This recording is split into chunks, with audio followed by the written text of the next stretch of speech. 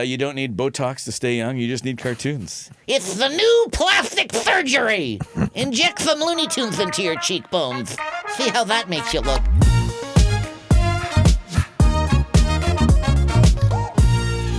Hi, beautiful human. I am Zach. That is Dan. And we're welcoming to the studio a human being where you may not recognize his face, but you definitely know his voice. I mean, he is the voice of some of the most iconic characters on planet Earth. I mean, Bugs, Tweety, Daffy, Porky. What is like? This is crazy. 2-time Emmy Award winner Eric Bauza is in the studio. Oh, well, thanks, guys. I really... Listen, Rabbit, he said Daffy, okay? You're not even in this movie we're promoting today. Nice try. Guys, calm down. I think they hit record. Just relax. Everything's gonna be fine. Are you at a point where you are... That's amazing. I mean, really, genuinely, that is like... Oh, hey, thanks. No, that's amazing. Thank you. Are you thinking about what you're saying and doing as you're doing it, or do you just Well, the question flow? always is, in anyone's position taking on these iconic characters, is what would Mel do? Mel Blanc, of course. We can't start without citing the great Mel Blanc, who was the creator of these, I'm not going to say voices, but these personalities. We're now entering, I think, maybe the 90th year with these characters. We know them like we know our grandparents, really. And Mel Blanc was the one-stop shop for Bugs Bunny, right? You mentioned Bugs. He's got that nasally bucktooth Brooklyn Bronx type voice. And then Daffy, which oddly enough, if you're a nerd, like you said, but an even bigger nerd like me, you'll know that he was actually doing Sylvester's voice. And then they kind of pitched it and sped it up. So, you know, Sylvester, that big floppy cat with the big red nose, who's always trying to eat Tweety Bird. He was basically doing this, but changing the acting to either the crazy Daffy that we know or the more prominent greedy Daffy that we know. So, yeah, it's almost like Cartman, how Trey Parker does Cartman's voice. It's kind of like a big, like sloppy sounding guy, but then when they pitch it up, it just magically becomes these characters. But you mentioned Porky. Yes, sometimes they let me stutter for money. But oddly enough, the longest character I've been with of the Looney Tunes is everyone's favorite Martian Marvin. Isn't that lovely? 15 Earth years with this character. Yeah. Wow. That's so cool. I get goosebumps, but I also like can feel, you know, when you started off, the first thing in my mind, I saw the image of Mel on Johnny Carson. Oh my gosh, that's like the most watched thing maybe in my YouTube browsing history, is watching exactly old interviews with people outside of Looney Tunes. One of the very first Netflix animated series that they had was a TV version of a feature film it was Ryan Reynolds, Paul Giamatti. It was called Turbo, and it was about a snail that wanted to go fast, and he had the ability to go fast, and I was the voice match for Paul Giamatti. So when you say interviews, everyone knows him as, hey Robin, look at this guy, Pig Vomit, from the Howard Stern movie, right? That's great. And he was like, Howard Stern has ruined the sanctity of my home. And he's so explosive in his feature films. But when you watch an interview with Paul, he kind of just is a little bit more subdued. And he kind of has that thing where he's got a quiver to his voice, like he's about to cry. Or he's holding in gas, possibly. And he's maybe trying to bite his own shoulders, I think. Yeah. Are you an impressionist or are you a voiceover artist? It's weird because there's a lot of folks out there that tether that line, and a lot of successful folks out there that do well on either side, of the extremes. And for the most part, when it comes to impressions or voice matching, I don't necessarily know I could do the voice until I'm asked to do the voice. Like that, like who sits up and goes, all right, Paul Giamatti, it is out there now. I think one of the first, I like to call them code crackers, like Billy West from the Howard Stern Show, and of course, yes. there you go, a Futurama. perfect example of impressionist, but also, yes. renowned modern day Mel Blanc voiceover artists. Like who thinks of doing a Larry Fine impression, and incorporating that as his voice for Stimpy? Like that was Like, hey, Mo. Hey, I gotta get the tools, Mo. okay, pipe down, porcupine.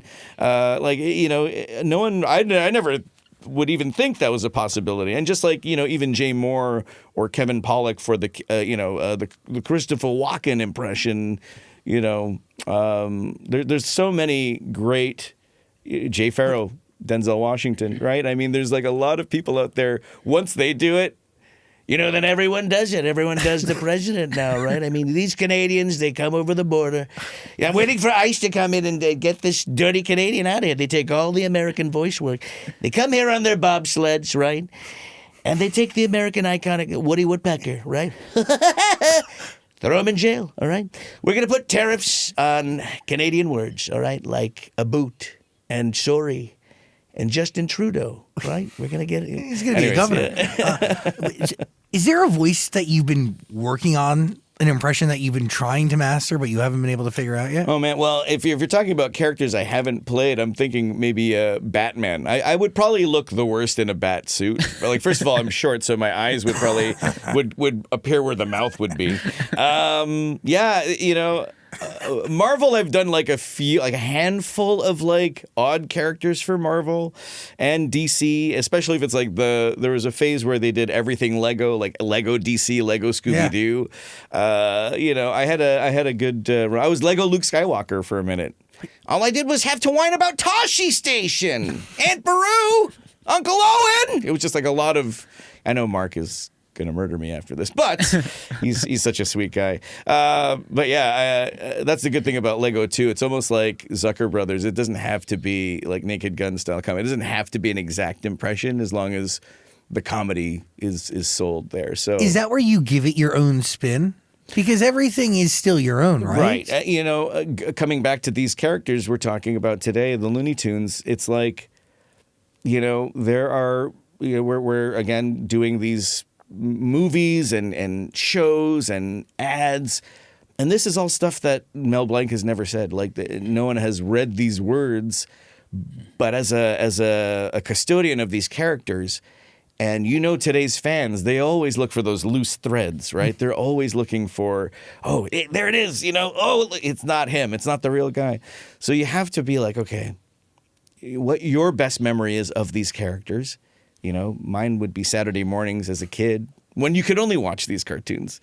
My son is so spoiled. He can watch cartoons on any reflective surface has a new Netflix show coming out. But when we were growing up, it was Saturday mornings or Fridays after school. And that was my studying into these characters. And, as a kid, whether you could as a kid, you think you have the best impression, but you're just a kid, right? You just sound like a kid doing these voices. But it really was like high school when everything kind of changed. And, I'm sure the reason why all of you are here, because you guys were class clowns too, and got into broadcasting and entertainment. And my reward for not interrupting class was, okay, if you get your work done, you get to go to the office tomorrow morning and do the morning announcements over the PA system with whoever's there. That's all you wanted. That's all I did. And all I did was, woo, Marge, there's a special on hot dogs in the cafeteria. Oh, Homer, that's bad for your cholesterol. And I'd do like, Hey, Beavis, there's a basketball game after school. You said ball. Yeah, and then exactly that. Laughter would follow when I walked back to class, and they'd be like, "Is that you up there?" And I was like, "That was me." And then it just kept going. It kept going and going and going. Can you explain to me what how you break down Homer or Marge? Because is it your ear? Is it? I think it's got to be the ear. Most voiceover artists that I know are I'm not, and this is a disgrace to Filipinos everywhere. I have a karaoke machine in every room in my house, and I'm not a good singer. That is a disgrace. I'm going to get revoked from the Philippines. Yeah, so it's the ear. It's got to be the ear. It's the tone. It's the musicality of it all. It's my favorite thing about inheriting Bugs Bunny was to bring back the unhinged quality that Mel Blanc brought.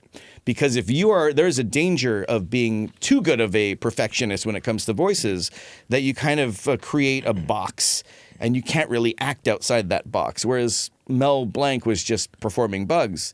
Like that, was it 8-Ball Bunny? I don't know if that was the name, but he was helping Playboy Penguin get back to the South Pole. And he goes, South Pole? Ooh, I'm dying! You know, it's like that. It's that yell that he used to do all the time that would break kind of Bugs' character and just kind of be Mel. And I think that is the spirit, is like, yeah, if you're daring enough to do that, then people that also loved that growing up will hear it and go, oh yeah, he's doing the thing, you know, he's there. But does that come from comfort or like 100% knowing this character? Or Oh yeah, I mean, I always say I gave up an hour of going to the gym for an hour of watching Looney Tunes. Like I've probably worn down my DVD box sets. And what's great about those old box sets too is that they actually came with these hidden Easter eggs of Mel later on, like past the 40s, definitely probably 60s, when they were starting to repackage these shorts, again, that were only meant to be seen once in theaters, theatrical shorts. But they were starting to package them for somewhat of, a renaissance of syndication, I guess. And you would hear him in the booth going, okay, we're going to do Speedy Gonzalez lines to be sped up at 90 RPM. Hey, that silly pussycat, he's silly. Andale, epa, epa, yeehaw! And then that, sped up is just Speedy. And then we're going to do the Porky Pig lines to be sped up at 45 RPM. Hey, Bugs, we gotta go. It's the end of the show, and so on and so forth. I listen to those religiously. But not knowing this was going to be where you'd end up. Who says, as anyone coming into the city that has hopes and dreams, who says they're going to be the voice of Bugs Bunny? No one ever says that. No one in their right mind ever says that. But you are planning it. You're putting that energy out there. You're understanding it. You're knowing it until your time came. It is weird. And then through the magic of special effects, we'll show the photo of me right here in the 8th grade wearing this god-awful, ugly Bugs Bunny shirt I bought from Six Flags Magic Mountain on one of my summer vacations here. And I wore that to picture day so proudly because it's buttoned up. People are like, why are you wearing a pajama top to picture day? And I'm like, this is an adult garment. This is, I'm going to get buried in this. And I don't know why, but it's stuck with me this whole time. I still have that shirt too. And I was on other shows and podcasts, one that revolves around theme parks, and I brought that one up and they were laughing so hard because it's like it's such a weird, I would have these clothes even. I made this shirt, but that's like all manifestation. I mean it is, and I completely believe in that, but I never thought in a million years that that I would be lucky enough to be, I think, only the 6th person to play Bugs, and then to be awarded with it and 2 Emmys, and I dedicate them both to Mel Blanc, because if it weren't for him, I would be driving you guys home in my Uber after the show to LAX or doing a bunch of voices on the way. Hey, you guys got my demo back there. Yeah, it's like the worst. You like techno music? Yeah. So you move to LA from Toronto with the hopes of doing what? Is it to be a voiceover artist ultimately? To work ultimately in voiceover, but no one told me you had to be a good actor. I forgot the voice acting part of the whole job and career, is that I never studied drama. I never studied theatrical arts. I never studied, acting. I was a technical student in production. The Centennial College Radio, Television, and Film Production. If you guys need help editing or color correcting this, I will help you free of charge. If you guys need me to clean the lenses, I will. I'm sure you're looking for things for your reel. Oh, I'm telling you, man. You guys need new cables? I got some XLRs in the trunk. You're a real one. I'm telling you, man. That's what I did, and my teacher was, again, we've all been there. We went to school. Had had one teacher that was like the old man from Jurassic Park saying, "Go get him," and then the other one that was like the Harrison Ford, like, "You're gonna fail, at life. Get prepared. Be prepared for failure." And I said, okay, I have to do this internship, and I saw a studio that was looking for interns. 1999, and Spumco? Spumco. It was the original studio that created the Ren and Stimpy show. Casual. And I was like, I know that show. I love that show, and they need help. I'm going to apply as a PA, and who knows what'll happen. And my professor was like, "It's nice to dream." That's what he said. He goes, "It's nice to dream, but you're here. You're not. You're living at your folks' house. You don't have to pay rent. You're not going to be able to pay rent in LA. And that was even in '99. Luckily, I had an aunt and an uncle out here. Never had kids." So I was that jerk nephew that like crashed on their couch for like a year. They wanted to murder me. God rest his soul, Uncle Danny. Thank you for providing the roof over my head and all the friends that I made there at the studio. Years later, when I went even back home to graduate, like 2-3 years later, they would call still and go, "Are you ever coming back? Like, do you?" Like they were dead serious too, and I'm like. 100% of my career I owe to perfect strangers that just, saw something or heard something and wanted to give me a shot. And that, yeah, I mean, it's incredible what luck I've had. And it's because of you kind Americans, you guys really are nice to us Canadians. Too bad we're going to have to tax the shit out of you guys now. Are you doing voices while you're an intern? Like, are you making your talent known? I'm doing photocopies as Bonnie Rubble. Hey, how many copies of that do you want? I mean, just fooling around and, trying to get some experience along the way. And then there were other studios that I worked at. Oh yeah, and if you have like a Sharpie and a blank piece of paper, I could draw for you, and that's what I did. I was a character layout artist. So doing production, cell by cell stuff, right? Oh my god. I mean, we were still doing it on paper, scanning it in, and then someone would have to digitize that in Illustrator. So now we have Cintiqs. Now we have the touch screens and all that stuff, which is insane. But I was still of that era of like, yeah, we have to. So some people were still inking with marker and stuff. But so two different talents, right? Not all voiceover artists can also be actual like drawing artists. Like right. Being able to animate something is two totally different skills. Oh, yeah. Completely. And then you have to act on top of all of this. Well, that's the other thing, too. It's like if you ever look at old Disney photos, like back in the day of an animation desk, usually you will find almost like they had bolted a shaving mirror to the desk. And that is to reference their own like expressions and put that into the drawings and characters. Oh, interesting. Which is why I believe, and going back to this film, which is a hand-drawn 2D animated feature film. That's huge. There is nothing quite like. I mean, I love CG and I love the advancements that we've had and over like decades of these great, groundbreaking films. But I'm so like happy that this one got through. I'm so happy that kids will go, "What is that?" I'm sure they see it. There's still some 2D animated shows like Teen Titans Go's 2D. They just announced a new Avatar cartoon, which I'm sure is going to be classic 2D, like anime style. But yeah, like Stretch and Squash, Looney Tunes, like slapstick cartoons. This is really a buffet for those who love that old school feel. There's something special about it. Absolutely. And I think it's something that we have to nourish and try to keep these characters alive. And they will never go away. I know they're having a tough time right now, having had other films scrapped in the wake of this film. But I think that's the thing. It's like we have to show the people in charge that people still love these characters. And there's only one way to do that, and that is to get yourself a big bucket of popcorn and clog your arteries with synthetic butter and enjoy this motion picture. Yeah, just go watch it. What comes first? Realizing you can draw or realizing you can do an impression? It's funny. I think it's the drawing. Definitely the drawing.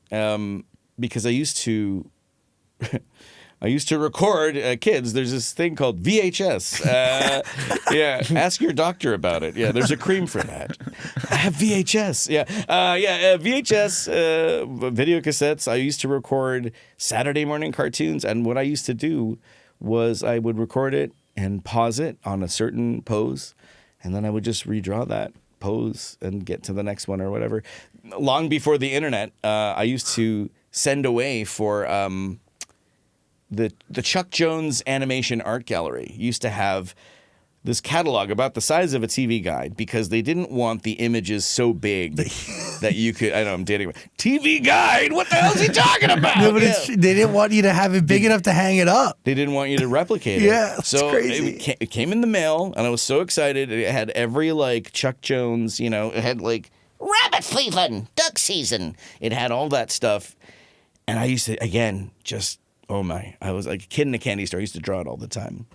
And again, try to do the voices, sure, but when you're a kid, like my son's getting into it a bit. I think he's a bit shy, but when we're in the schoolyard, I was just saying like he's like a little manager, like a little pimp. And I'm sitting there on my phone, looking at just my social media. And he's like, "Dad, come over here.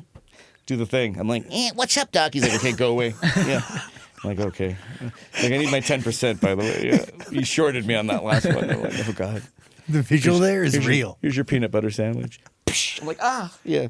So, yeah, it's amazing. I'm very lucky to have a kid like him. So You mentioned not doing these impressions or until somebody asked you if you could do them. Yeah. So how does one come to you and go, do you want to try this out? Just like that. So it would be an audition for Bugs, and I think when it was on the air, it was like the Looney Tunes show, and then a decade after that was like Wabbit, and then it was New Looney Tunes, and then Looney Tunes cartoons. So I had auditioned for Looney Tunes show for Bugs because everyone wants to be Bugs. Everyone wants to be the Wabbit, Doc, but not everyone can. You have to have it. You have to eat like tons of carrots every week, which is not the best thing. You need buffalo wings on top of those carrots. But, while I was in there, I know the casting director, Colette Sunderman, who's been working with these characters. She used to be, over at Hanna-Barbera before it became Cartoon Network. And, we've grown. Anytime I see her, I work with her, like see her 2 to 3 times in a week, I know I'm doing something good. But I remember her going, okay, this is okay, Bugs, yeah. Need some work. You need to grow a little. You need to smoke at least 2 more cartons of cigarettes a day, and drink whiskey at all hours. 1940s diet: potatoes, milk, and roast beef every day. She goes, "Have you ever tried doing Daffy?" I'm like, "No, I've never tried doing Daffy." And she's like, "Go outside, take a look at the script, and come back in." And I was like, "Man, that's a tough one, Daffy." And I was just thinking of his voice, and I think we had just discussed that it was the Sylvester voice that they had pitched up. But when it's pitched up, When I do Daffy, I am just doing what we remember is Daffy, the pitched up version, and whether it's the woohoo, the crazy one or the you're despicable rabbit. the greedy one, I'm always thinking, man, that sounds an awful lot like Richard Dreyfuss with a lisp. It sounds like, Mayor Vaughn, what we're dealing with here is a perfect eating machine, okay? And what this eating machine wants to do is make little baby sharks and eat people. Yeah. I'm not going to be a hot meal for some shark. Yeah. I just think of Richard Dreyfuss, which I'm sure he'll be thrilled to hear that. How much I don't sound like Daffy. How much saliva usually is acquired? Oh, man, It's not a pandemic-friendly voice. They put me in a closet for a reason. Yeah, about 60% of Space Jam was recorded in my master bedroom closet because, I always felt bad for whoever was on the right of me because I tend to spit that way. But I've mastered, you won't have to burn this setup when I leave. Just give it a good Windex when I'm gone. But, there is definitely some saliva involved, but you learn to control your spittle. Yeah. So Daffy was voice number 1. That gets you in. That was the one that I booked before Bugs. You're right. That was at the very beginning of Teen Titans Go to the Movies. They wanted to animate a brand new Warner Brothers animation logo where Daffy literally just pops out of the shield. It opens up like a door, and all he does is and I swear, they just used my audition because they're like, we're not going to make you do that again. I was like dripping sweat, like I was like coming out of a sauna. And yeah, it was incredible. And then like, but that was just for a little logo. So it wasn't even like I had booked them for a series or anything. And then even before they launched HBO Max, and even before it became just Max, they had ordered, or they had given us a task to do about 1,000 minutes of brand new Looney Tunes content. What it was going to be, they didn't even really think of. Like, it was going to be a show. They didn't even. There were shorts that were done strictly for mobile. Like there was no real definition other than let's just make new Looney Tunes shorts. And that's where I had reunited with Pete Browngardt, who is the creator and director of a Cartoon Network show called Uncle Grandpa. It was really wacky, judging by the title already. I played Belly Bag, a talking fanny pack. Yeah, it's a riot of a show. And who better to direct these new string of Looney Tunes shorts than him, which led to him directing this movie that's coming out. And I think he remembered that I was doing impressions of these characters during our sessions, not even knowing that he was going to inherit what I like to call the keys to the Cadillac at Warner Brothers. And he remembered and had auditioned me to do the shorts. And then I read for Bugs, booked Bugs, and I did eat carrots during my audition. I remember I had carrots with me. Yeah. What's up, Doc? You gotta get that authentic sound. And then Tweety, of course. I taught Putty Tad. I did to you, Putty Tad. And then they pitched that up. And then Marvin. Those were the 4 that I did for the shorts. What changes between your Bugs impression between the first audition and that one? Anything? I mean, the carrots? Yeah, I mean, honestly, it does change from director to director. Also keeping in mind that when Space Jam came out, even though I just booked Bugs for those shorts, another voiceover artist who has done the voices, if not now as long as Mel, Jeff Bergman, was actually cast to do Bugs. But I maintain my role as Daffy as well as Marvin and a few others in that film that I had never voiced before, including Porky. So it's interesting. It's very actors wish they could pick and choose the roles that they inherit, but it really is just up to the storyteller. So interesting. Yeah. So okay. So you have all these characters that you can do, but other characters may still go to other actors from time to time, or is it now solely yours? Depending on who is the director or who's telling the story or for what purpose. Yeah, it is what it is. I feel like Disney has a little bit more of like okay, so and so will be voicing this character. There is a moment in time now where I think there are 2 voiceover artists voicing Mickey, and one is for like just strictly like the parks and definitely. And then there's the cartoon. And then there's the cartoon. But it's a different Mickey. Yes, different actor, but different voice. But different voice. Yeah, it's less the saccharine sweet Mickey, and it's more like that's definitely a guy from the 40s who used to smoke cigarettes. Yeah, he's going through it. Like a high falsetto voice, yeah, like that. It's like, it's interesting. It definitely adds to the purpose of what is being told in that story. So, can we like missions? Do you have a mission to have a character that is solely your own, or are you happy? I think calling these. That is another great question for any voiceover artist that is listening, who's out there, and even people that are starting. It is. I think it is like the dream to have the one marquee voice that you did invent. That Tom Kenny and SpongeBob, John DiMaggio and Bender. Like Tara Strong and Bubbles. All these Tara Strong and so many. Tommy Pickles. Oh yeah. Timmy Marquee Turner. characters. That is the dream. But then there are like the little pocket of voiceover actors that you know, and it's great because like there is that pocket. It really is what keeps the lights on and is a job. It's still a job. It's still a gig. It's, you know, I do Woody Woodpecker for Universal. You know, every time there's Halloween Horror Nights, I go, and they're like, yeah, you still have to pay full price. So nice try, pal. Next. Yeah, it's like, you know, but it's an honor. It is a complete honor being able to. And again, another weird instance where like I go to Universal, take a picture with the Woody Woodpecker mascot. Same thing with Sylvester.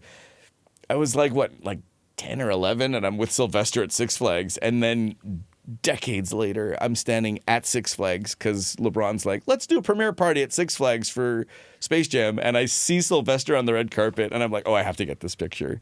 And I side by side them. And I'm like, man, either I was a really fat kid or a really small man because I'm about the same size. But Sylvester has definitely had work done. His nose is better. You have to see this photo where it's side by side with these. It's like a Stephen King movie. It's like, take a picture with that mascot and you will become that character. It's like, oh, God. It's the universe, man. It is.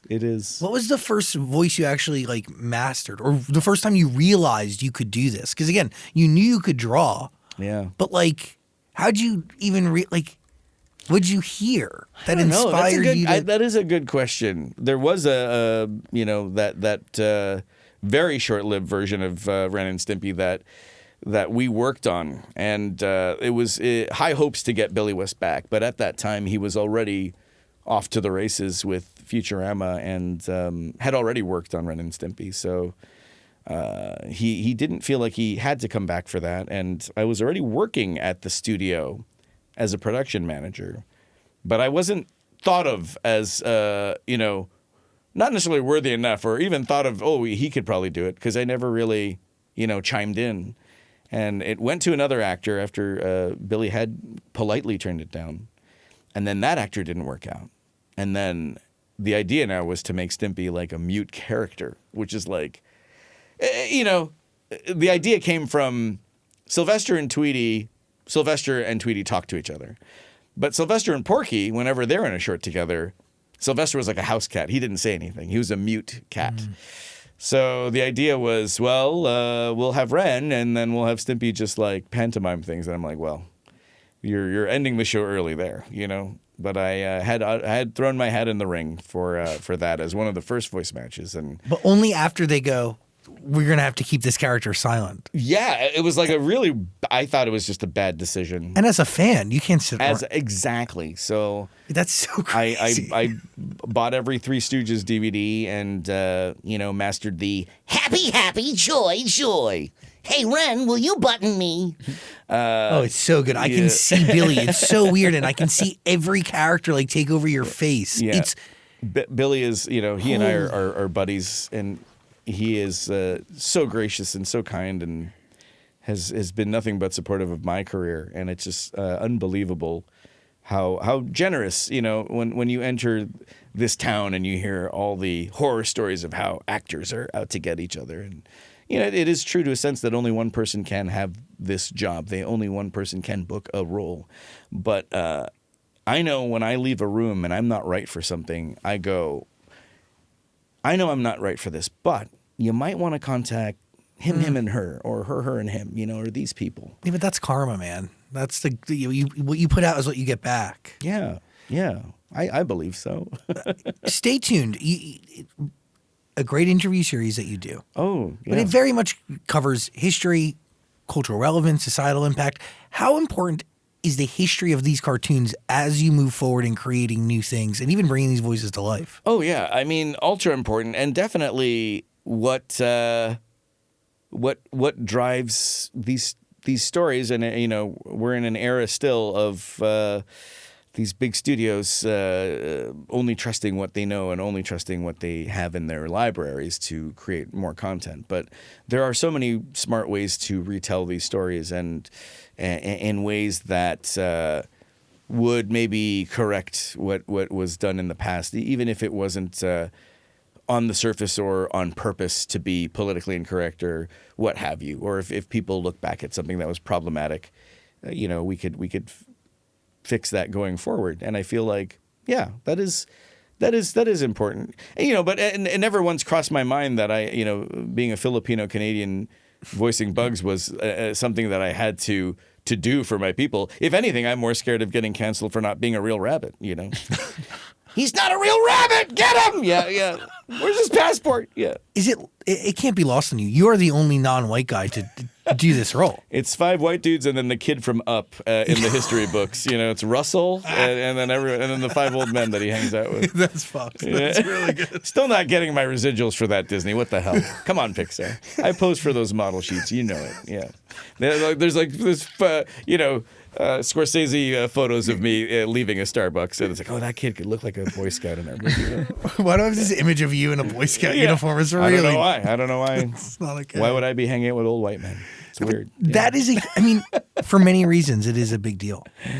Yeah. And hey, if anything, if it's not even a cultural thing, if you see me and you see something different, and it's something that if you're someone out there listening or watching that is afraid to use your own voice or scared to use your voice for anything, not just voice acting, but speak up for yourself or something you believe in. And if it's something that I've inspired you to do, I feel like go for it. Swing for the fences, I always say. And if me being a Filipino-Canadian, which, by the way, is just made the endangered species list, Filipino-Canadian. It's a weird mix, but we're out there, okay? Yeah. What are you thinking, Daniel? Is there any fear that AI will replace you guys? I mean, if anything, AI should be afraid of me because there was a moment, and you could quote me on that. Take that, T1000.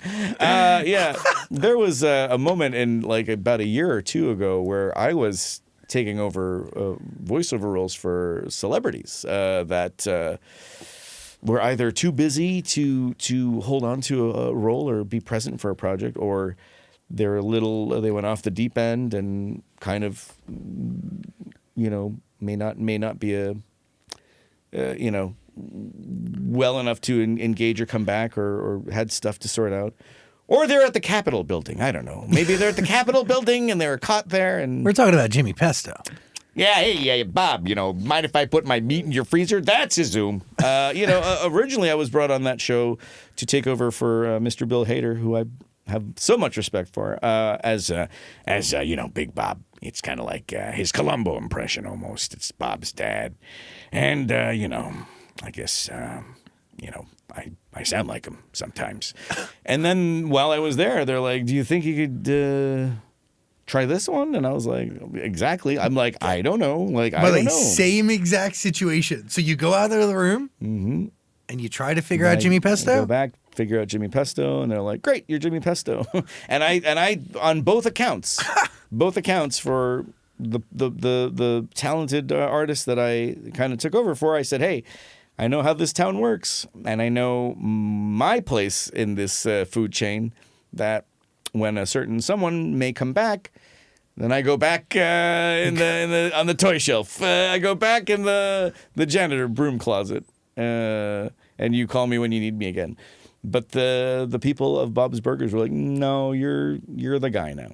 You're the guy now. So wow. And it was on Invincible. I was as a D.A. Sinclair was a character that I am on that show now for a couple of seasons now, and it trips me out being on Zoom, seeing Robert Kirkman there. Just like if you've ever met Mr. Kirkman, hi, Mr. Kirkman, hi, how are you, sir? He is like, I met him in person at Comic-Con once, and I'm not keeping in the tradition of voiceover artists, I'm not a big person. He's like a 8-foot tall, like grizzly bear of a man, and I was like, hey, I know you probably hear this all the time, but I'm a big fan, Walking Dead and all that stuff.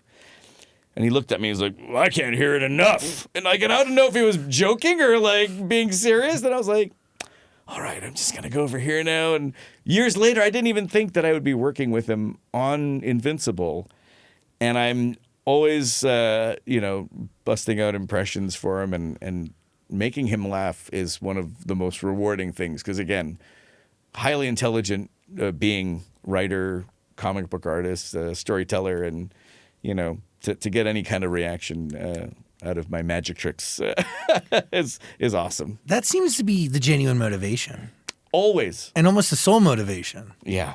So just make somebody laugh.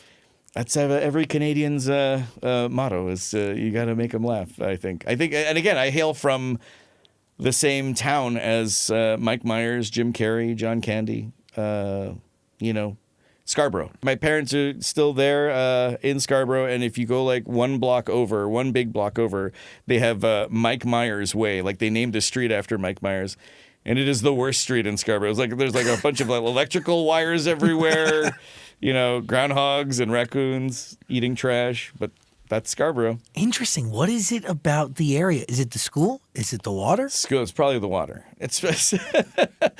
Can I get some ice with my schizophrenia? Yeah, thank you. Yeah. I gotta also you're genuinely made. You're put on this earth to do this. Like you've been planning and working this your whole life. Like yeah. I mean, it's really special. The secret's out.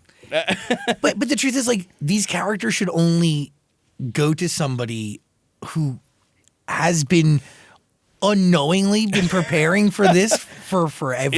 It is an interesting story when you look at it that way. Yeah, it is. I mean, look at the responsibility attached to these characters. Not a single person on Earth really doesn't know them. It's tough not to think about it like that, and or it's really funny. This is a good one because there was a BBC News article that they had interviewed Antonio Banderas because I'm the voice match for Puss in Boots for DreamWorks. I'm the voice match for Puss in Boots. Fear me if you dare. That's so good. He had approved it. We did a series. That was my first Emmy nomination. If you go to Shrek's Cottage in Orlando, Florida, in Universal, I'm the guy that goes, there is a restroom for the men over there. Use the male kitty litter box. I'm the guy that tells you to go to the restroom as Puss in Boots.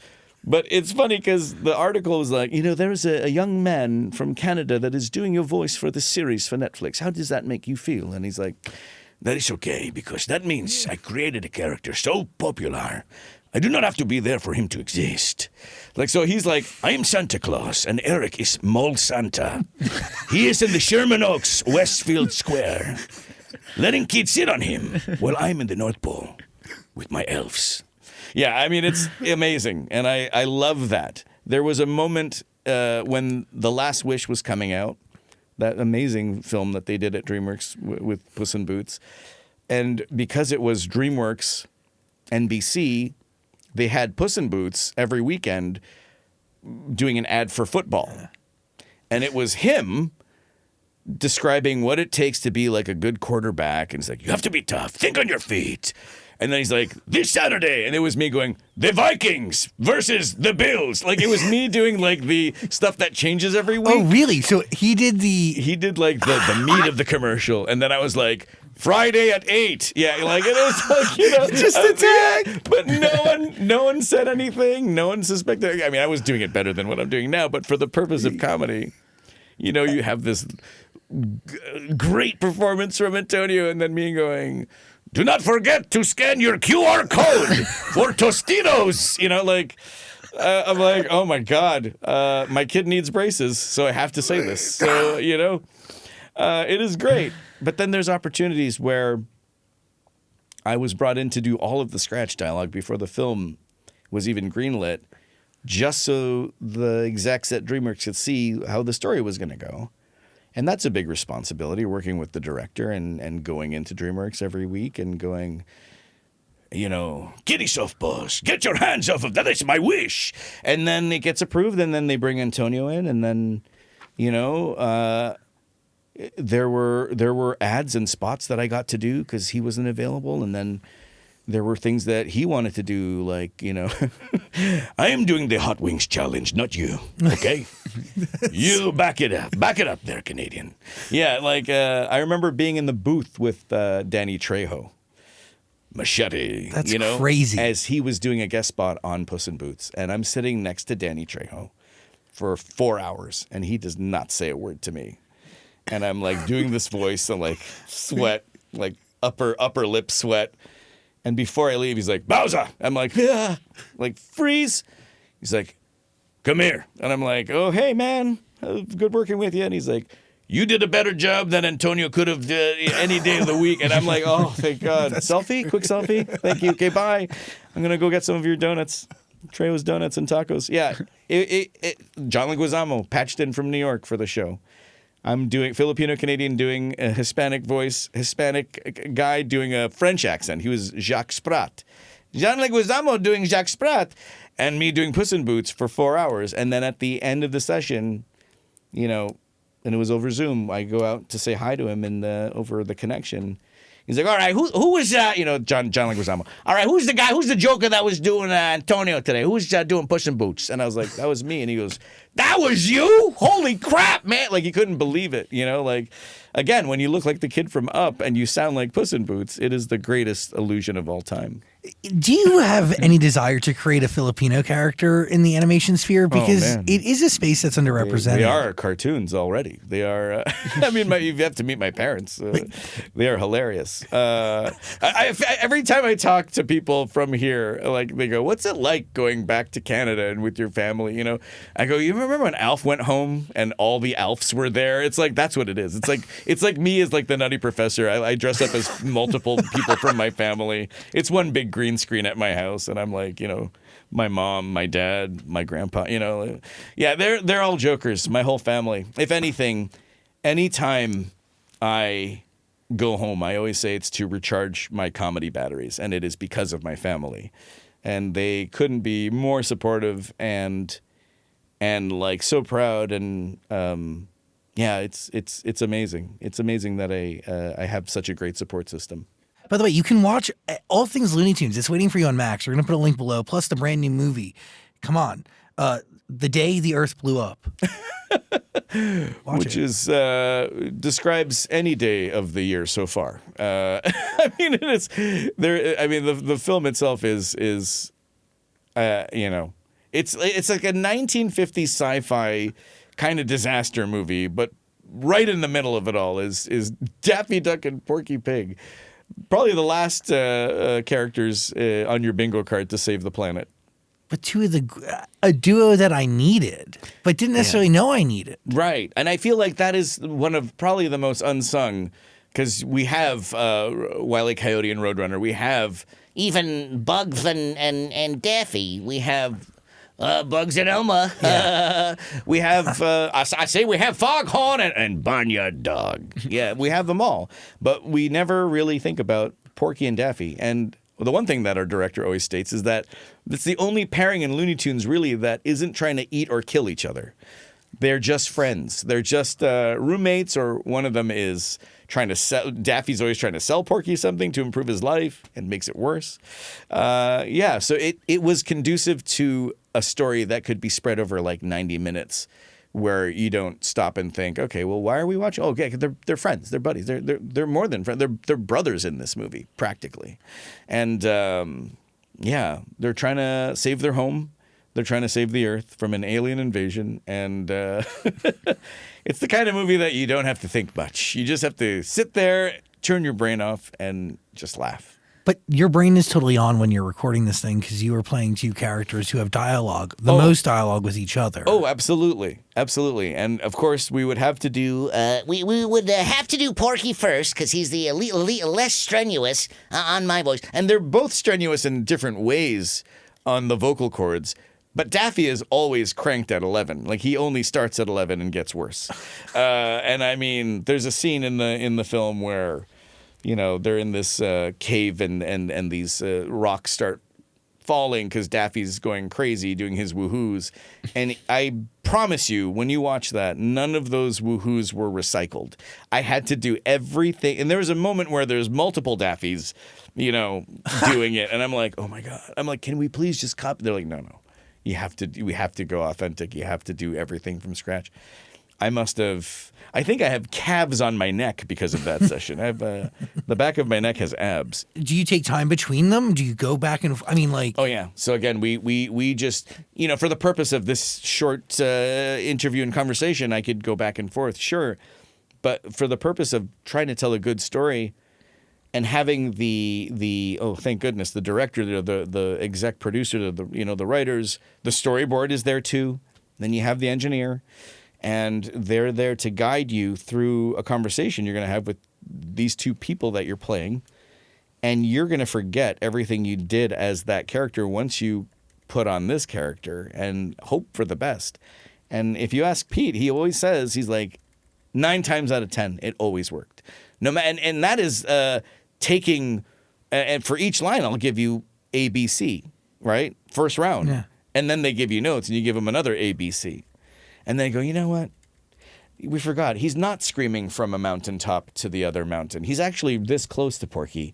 Can you say that again, but make it like so many intricate fine tuning in between these scenes. Each puzzle piece has to fit. And that could only happen because of the director and the co-EP, Pete and Alex. What have these Looney Tune characters taught you? Oh, man. That's you don't need Botox to stay young. You just need cartoons. It's the new plastic surgery. Inject some Looney Tunes into your cheekbones. See how that makes you look. It's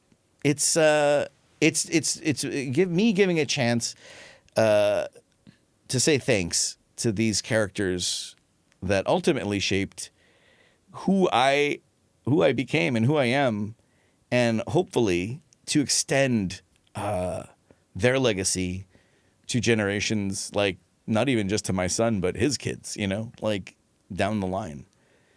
Every time I see my son, I go, when I die, you sell these Emmys for whatever you want. No, I'm just kidding. It's so morbid. Yeah, that's all, folks. Yeah. No, it is the responsibility of carrying the legacy of such iconic characters, and I hope that it does well, and I hope that it won't be the last we ever see of the characters, as every time, Is that a genuine fear? I mean, I never thought it would be until these days. It's tough. We're talking about the industry that has come out of the pandemic, 2 strikes, fire. I mean, can't catch a break over here. Trying to keep things in the city, trying to get production to ramp up. Yet we have all these setbacks. But I have a firm belief that this is a true sign of hope, that this one got out, and it's being treated extremely well. I'm sitting here talking with yourself, and that is saying something. So I think it's gonna catch a big wave. I feel, and I hope that again, what it does is sustain longevity for Bugs Bunny and gang, because don't sell us to Disney. No, I'm just kidding. It's Warner Brothers, true and true. Or sell us to Disney so we can have a Who Framed Roger Rabbit too. Who knows? Interesting. Genuinely, though, these are some of the greatest characters to ever be created, to ever make it to any screen. I mean, they shape my life and the lives of tens and tens of millions. So yeah, these are characters that I can't imagine a world without them. Right. So yeah, Looney Tunes are as life as fucking oxygen and trees, man. That's how I know we're going to be friends forever. It's true. Is Ren and Stimpy coming back? I heard that they're trying to get it back. I mean, what isn't coming back these days? Nostalgia's in, man. I mean, it is. And you know what? If done right, the rumor had it that Billy West did come back for that iteration, and I had tweeted at him. I said, hearing you back as Ren and Stimpy is like music to my ears. It is something that, if Mel Blanc were to come back and give these characters one more go. And, hopefully it does. I mean, it was a good show, Oddly enough, that show was heavily, heavily based off of Bob Clampett Looney Tunes cartoons, which is why if you watch this movie, you might even feel like, oh, yeah, there's a little bit of Ren and Stimpy in there. But Ren and Stimpy was all Looney Tunes. It was Looney Tunes and Hanna-Barbera influenced. If you watch it, there's sound effects in there from Hanna-Barbera. We wouldn't have what we know and love today. Yeah. Without the Looney Tunes. Yeah. Without Mel. Yeah. Without Mel. One of the greatest creative minds to ever walk this planet. Oh, yeah. The day the Earth blew up. It's waiting for you on Max. Eric Bauza, you are 1 in a trillion, man. Thank No, really, you are genuinely so gifted and a great energy. Thank you for your time. That's all, folks. Now we can end it. Eric Bauza, everybody.